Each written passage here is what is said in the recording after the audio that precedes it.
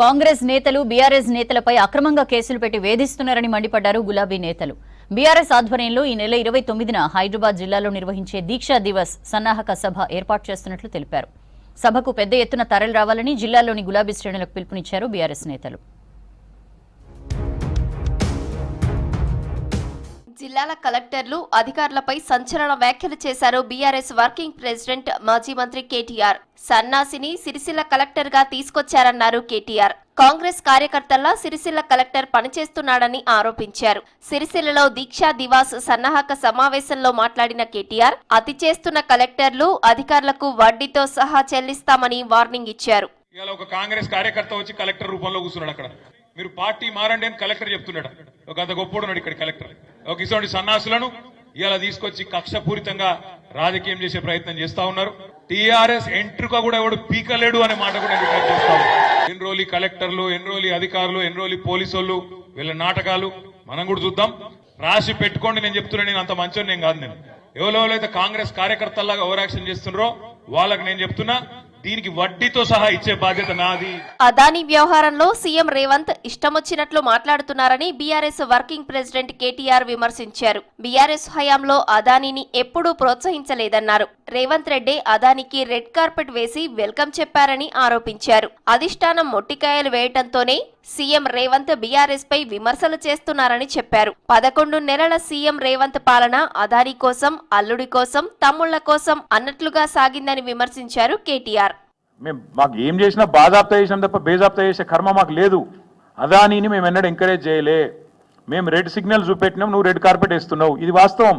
స్థూలంగా చెప్పాలంటే 1 ఇయర్ పరిపాలన అదానీ కోసం, అల్లుడి కోసం, అల్లుడి మ్యాక్స్ బిఎన్ ఫార్మా కోసం, అన్న కోసం, జగదీష్ అన్న కోసం, తిరుపతి అన్న కోసం, బావమరిది సృజన్ రెడ్డికి అమృతం పంచడం కోసం. దానికి తప్ప నువ్వు పీకిందేంది సంవత్సరం నేను అడుగుతున్నా. నువ్వు సాడిస్టు సన్నాసి నేను అనలేకనా? నాకు నోరు లేదా?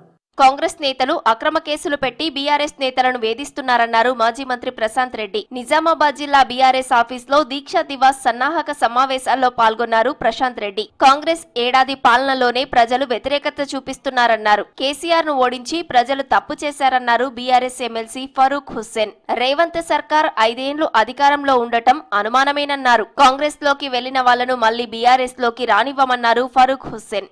ఎవరైతే మోసం చేసిపోయినరో వాళ్ళు ప్రజలకు ఏం చేయలేని పరిస్థితి ఉన్నది కాబట్టి మీరు వాళ్ళని జీరో చేయండి. ఖతం అయిపోయేవాడు మనకి ఎందుకు ఇంక తప్పుగా? వాళ్ళని జీరో చేయాలి. ప్రజల తరఫున పోరాడి మీరు హీరోలు కావాలి ఊర్లల్లో.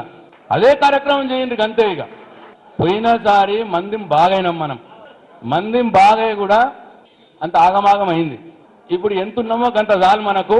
మంచిగా మీరే గట్టిగా చేయండి, ఎదుటోని జీరో చేయండి.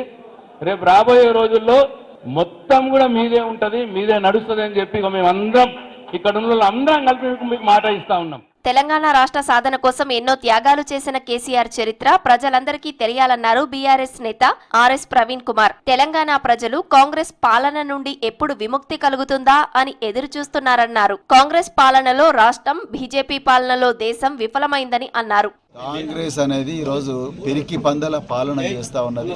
రైతులను మోసం చేసింది, విద్యార్థులను మోసం చేసింది, మహిళలను మోసం చేసింది, ఉద్యోగులను మోసం చేసింది, అన్ని వర్గాలను మోసం చేసింది, తెలంగాణ గడ్డను మోసం చేసింది.